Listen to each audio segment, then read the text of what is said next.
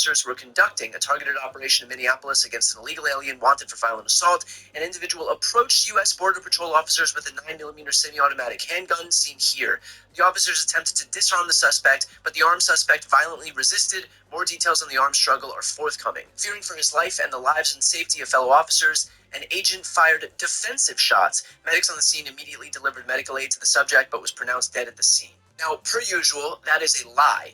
And the reason I can say that with certainty is because we also have the video footage of the start of the interaction, where you'll notice that the victim is not brandishing a firearm and instead is holding his phone, presumably to record ICE. A reminder that it is 100% legal to record law enforcement in public and that there is no expectation of privacy in the street.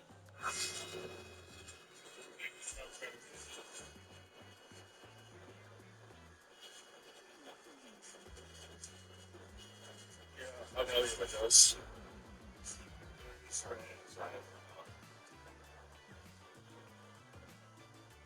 Go around.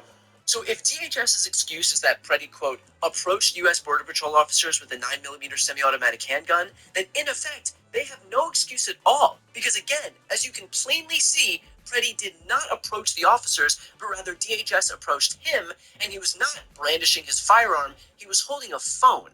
It's also worth noting that when the shots that killed Preddy were fired, he appears to have already been disarmed of the gun that was holstered. You can see in the original footage that I showed at the top of this clip, slowed down to 50%, that the guy in the gray, an ICE agent, comes into the situation with his hands completely free. He's not holding anything. He then struggles in that scrum where 6 ICE agents are on top of the one victim. He's presumably pulling at the victim's holstered firearm. Eventually, that guy in the gray appears to have the firearm freed in his own hands, as you can see here, and he runs away with it. At the same time, multiple gunshots ring out as a different ICE agent shoots a now unarmed victim. Trump, of course, escalated the situation with an unhinged response on Truth Social, writing, "This is the gunman's gun, loaded with 2 additional full magazines and ready to go. What is that all about? Where are the local police? Why weren't they allowed to protect ICE officers? The mayor and the governor called them off. It is stated that many of the police were not allowed to do their job, that ICE had to protect themselves. Not an easy thing to do. Why does Ilhan Omar have $34 million in her account? And where are the tens of billions of dollars that have been stolen from the once great state of Minnesota?" And as you can tell by the direction that that post was going in, he veers off on an unintelligible, incoherent rant, jumping from guns to Ilhan Omar to fraud and on and on. He's just doing conservative Mad Libs in an effort to land on something that will adequately outrage his base and justify yet another unjustifiable shooting at the hands of this lawless, rogue secret police force.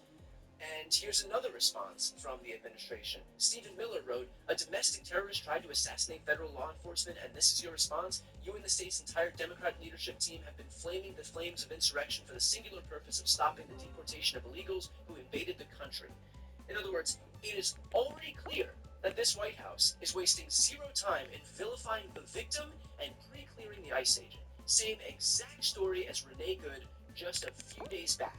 They think that if you merely assert, declare that the victim is a, quote, domestic terrorist, then that somehow justifies, absolves ICE agents acting as judge, jury, and executioner in the street.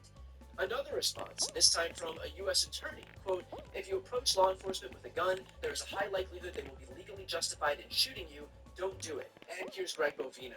During this operation, an individual approached U.S. Border Patrol agents with a 9mm semi-automatic handgun. The agents attempted to disarm the individual, but he violently resisted. Fearing for his life and the lives and safety of fellow officers, a Border Patrol agent fired defensive shots.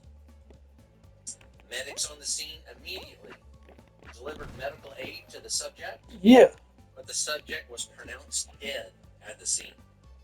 The suspect also had 2 loaded magazines and no accessible ID.